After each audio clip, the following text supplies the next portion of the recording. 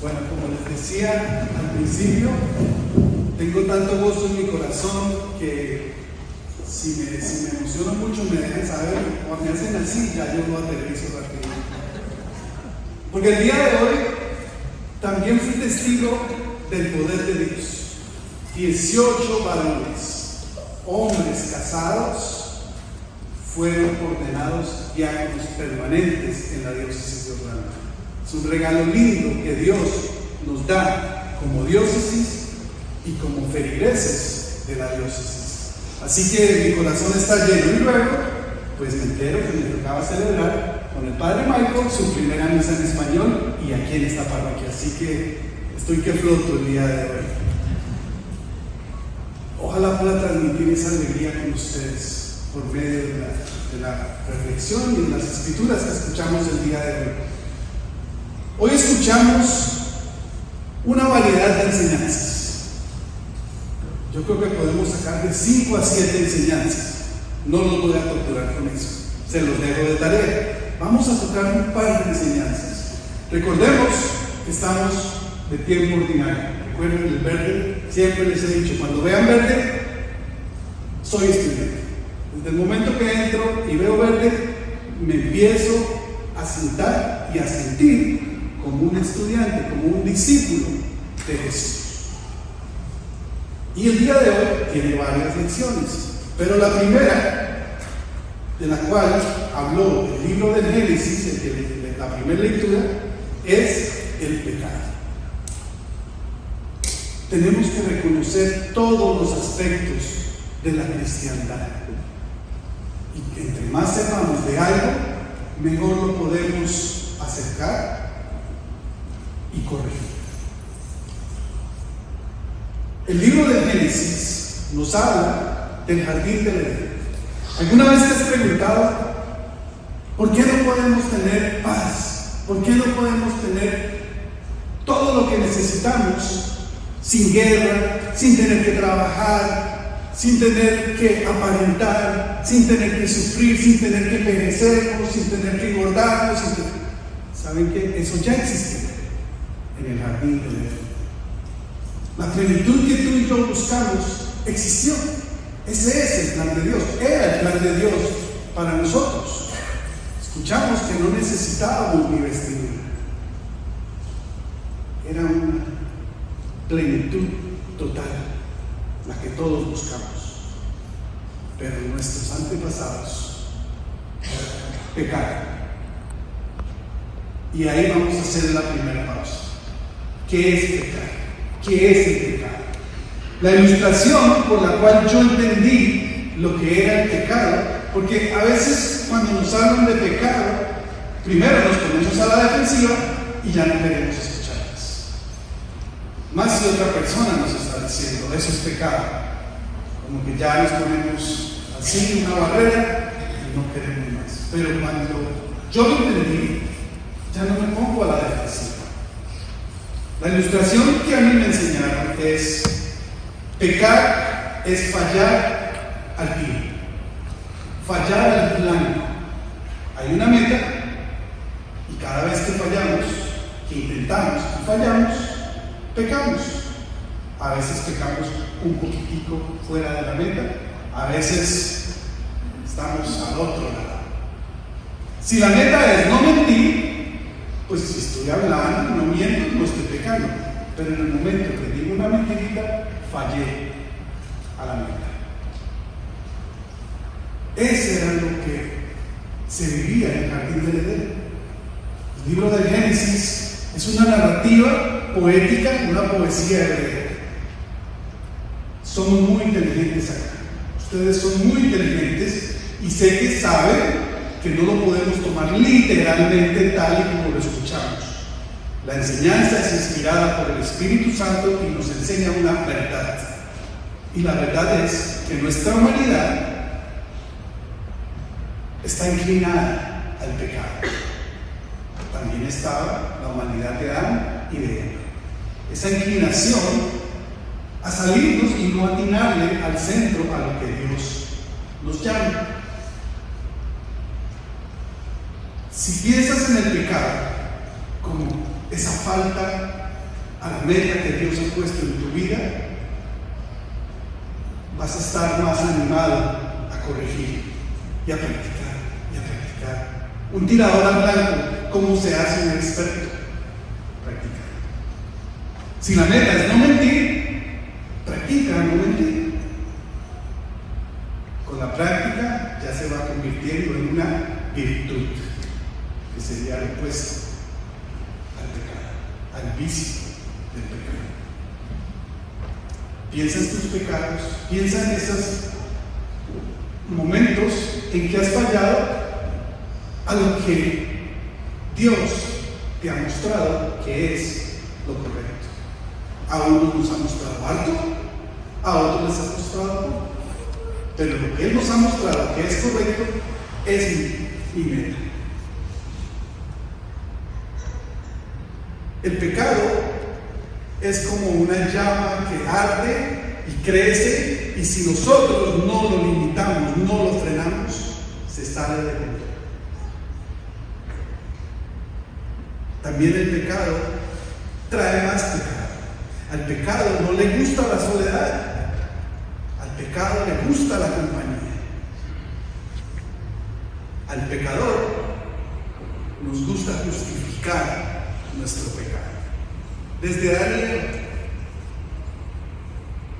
Jesús le preguntaba: ¿por qué has fallado? ¿Y qué contestó Adán? La mujer que tú me diste, más encima le echó la culpa a Dios. Se justifica y le echa la culpa a Dios. Le pregunta a la mujer: ¿por qué tú has fallado? La serpiente. Se excusó con la serpiente. Seamos conscientes de que nuestra inclinación es pecar.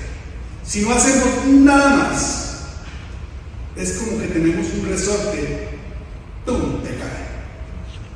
Y es nuestro deber, nuestro llamado, mantenernos firmes en el blanco que el Señor nos ha enseñado. En el Génesis escuchamos el relato de la creación, escuchamos el relato del pecado, de la caída, de aquello que la consecuencia del pecado trae a la humanidad, que es una separación de Dios y del prójimo. Adán y Eva quedaron inmediatamente separados de Dios, no porque Dios quisiera separarse de ellos. Su culpabilidad, su propia conciencia los hizo sentirse desnudos y se separaron de Dios. Pusieron una barrera entre ellos y Dios. Y el prójimo, ¿cómo creen que esa conversación fue entre Adán y Eva después de hablar con Dios? Después de que Adán la echó al agua, como decimos, y la culpó a ella. Se separaron también. El pecado también los separa a ellos. Pero en el mismo Génesis, donde escuchamos ese relato que nos puede hasta dar tristeza de que nuestra humanidad es así, también escuchamos la redención. Al final del pasaje de hoy, escuchamos cómo Dios le dice a la culebra, a la serpiente: la descendencia de esta mujer te aplastará la cabeza. Ahí está la esperanza de que no nos quedaremos en el pecado. Dios ya corrigió su plan que nosotros le dañamos, para que podamos regresar al jardín del Edén, para que podamos regresar a la plenitud. Escuchamos de nuestro Señor Jesucristo en su relato, en esa casa llena de gente que no podía comer, y nos recuerda esa esperanza de la redención. Todos sus pecados y todas sus blasfemias serán perdonadas. Palabra de Jesucristo. Nos dio una pequeña advertencia: excepto la blasfemia contra el Espíritu Santo. ¿Cuál es esa? Mucha gente se pregunta: ¿cuál es ese pecado que nuestro Dios no perdona? Lo que la iglesia nos enseña es que la blasfemia en contra del Espíritu Santo es el rechazo completo, total a Dios. Él siempre te va a perdonar. Él te va a esperar y te va a dar la oportunidad hasta el último suspiro en esta tierra. Pero si tú lo rechazas hasta el último suspiro aquí en la tierra, toda esa división que has tenido durante el pecado con Dios y con el prójimo será guerra.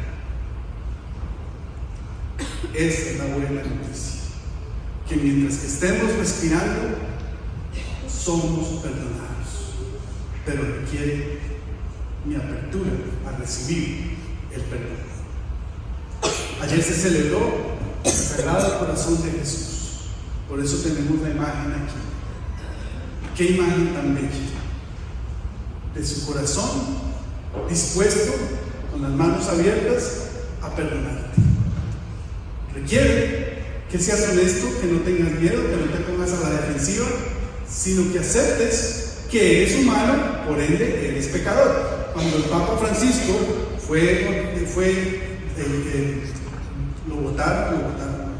lo eligieron Papa, un reportero le pregunta: ¿quién es Francisco? Su respuesta fue: soy un pecador. Si el Papa es un pecador, ¿qué esperanza tenemos nosotros? Abracemos el hecho de que somos humanos, aceptemos que somos pecadores, pero hagamos correcciones a diario. Que no se pase un día sin hacer una corrección hacia el bien. Porque un día que tú no corrijas hacia el bien, ese resorte te quiere llevar a la. Ser discípulo de Jesucristo tiene sus riesgos. Querer hacer el bien tiene sus riesgos. Querer ser abogado por el bien tiene sus riesgos. Hablar de Dios tiene sus riesgos.